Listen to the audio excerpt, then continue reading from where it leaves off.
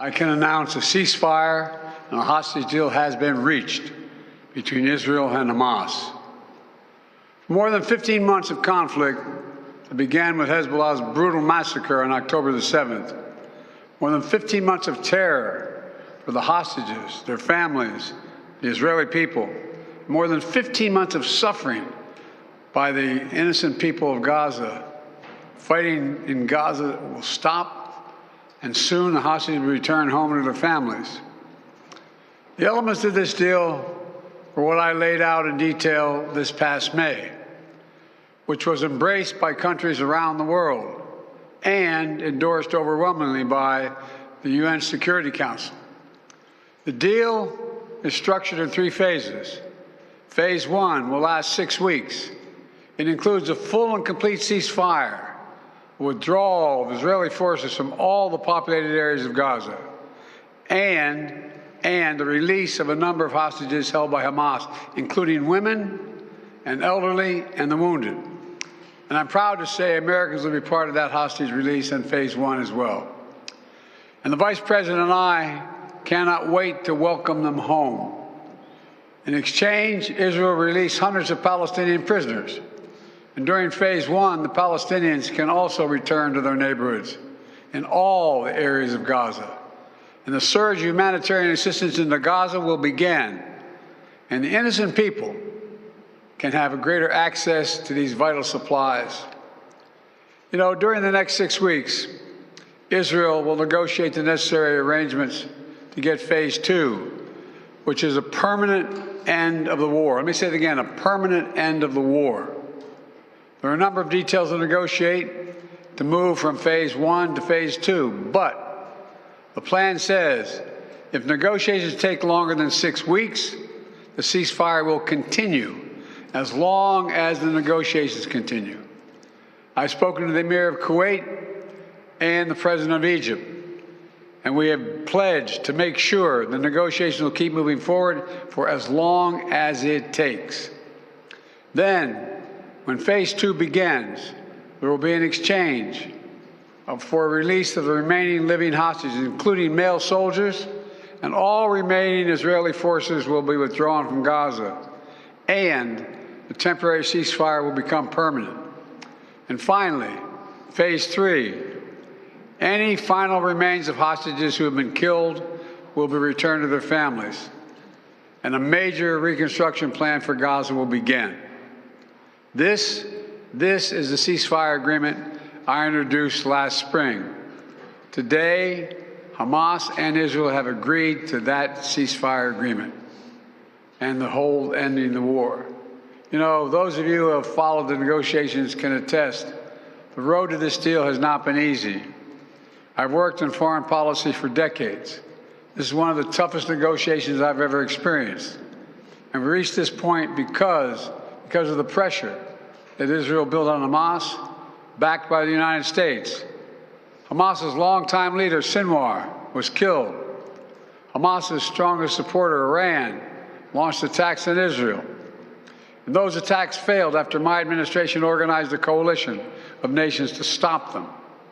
And after I ordered the U.S. ships and planes to come to Israel's defense, we also shaped Israel's strong and calibrated response, destroying Iran's air defenses, but avoiding an escalatory cycle of an all-out war.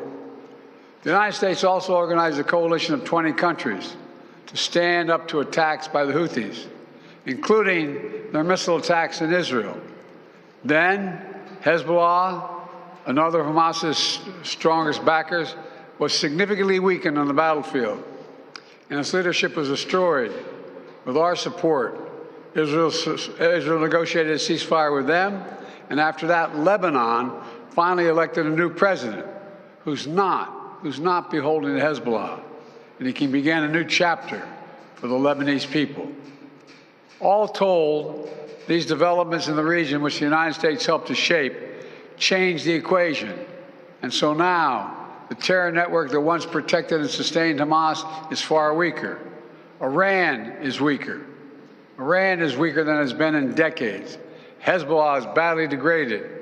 And after more than 15 months of war, Hamas's senior leaders are dead. Thousands of Hamas fighters are dead, and the military formations have been destroyed. With nowhere to turn, Hamas finally agreed to releasing hostages. You know, there was no other way for this war to end than with a hostage deal. And I'm deeply satisfied this day has finally come, for the sake of the people of Israel and the families waiting in agony, and for the sake of the innocent people in Gaza who suffered unimaginable devastation because of the war. The Palestinian people have gone through hell. Too many innocent people have died. Too many communities have been destroyed. In this deal, the people of Gaza can finally recover and rebuild. They can look to a future without Hamas in power. You know, the Bible says, blessed are the peacemakers.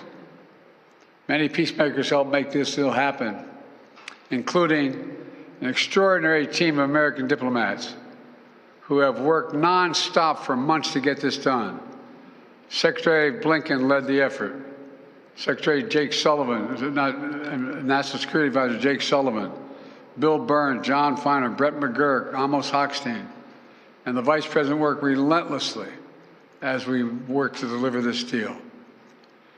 I'd also note this deal was developed and negotiated under my administration, but its terms will be implemented, for the most part, by the next administration. In these past few days, we've been speaking as one team. This has been time of real turmoil in the Middle East.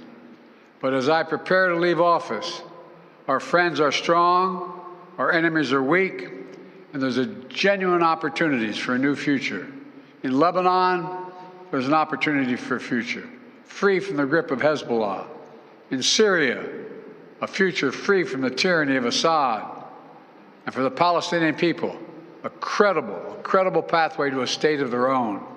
And for the region, a future of normalization, integration of Israel and all its Arab neighbors, including Saudi Arabia. At the G20 in Delhi in September 23, I rallied key countries behind a vision of an economic corridor from India across the Middle East to Europe. That vision can now become a reality.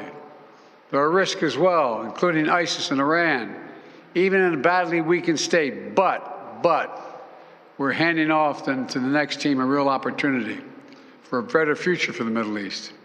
I hope they will take it. Let me close with this.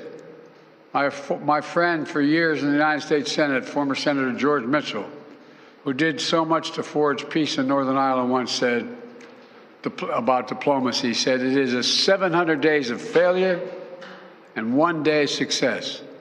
700 days of failure and 1 day of success. Well, we've had many difficult days since Hamas began its terrible war. We've encountered roadblocks and setbacks. We've not given up. And now, after more than 400 days of struggle, a day of success has arrived. God bless all the hostages and their families. May God protect the troops of all those who work for peace. Mr. President, how do you see the future of Gaza now? As you were saying, the implementation of this deal will be in the hands of the next administration. And basically, they will shape the future of Gaza. So how do you see this future? And also, how much credit do you give to the Trump team for this deal? Trump is already taking credit for it. Well, you know, this is the exact framework of the deal I proposed back in May. Exact. And we got the world to endorse it. Secondly, it's America's support for Israel that helped them badly weaken Hamas and its backers and create the conditions for this deal.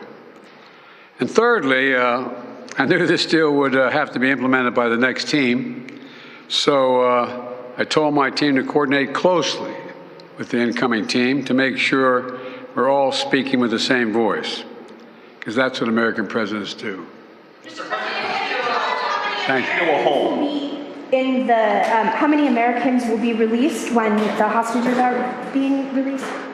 All the exact detail of how many people are being held, how many bodies will be returned and less, will all be forthcoming. All of it, all of it. Thank you. This deal will hold. I'm confident. Who is Thank you. Books credit for this, Mr. President, you or Trump? Is that a joke? Oh, thank you. Okay, we are dealing with the fallout, the reaction to breaking and developing news out of the Middle East. We learned that Hamas and Israel have reached a ceasefire deal at this point, bringing an end for now. The 16-month war still needs approval from Benjamin Netanyahu's security cabinet and his full cabinet. We just heard from President Biden. He was flanked by Kamala Harris and Anthony Blinken, the U.S. Secretary of State. He's been going back and forth between North America and the Middle East. And again, we understand that Qatari and the U.S. say a Gaza ceasefire deal has been reached. Here's the moment where it happened.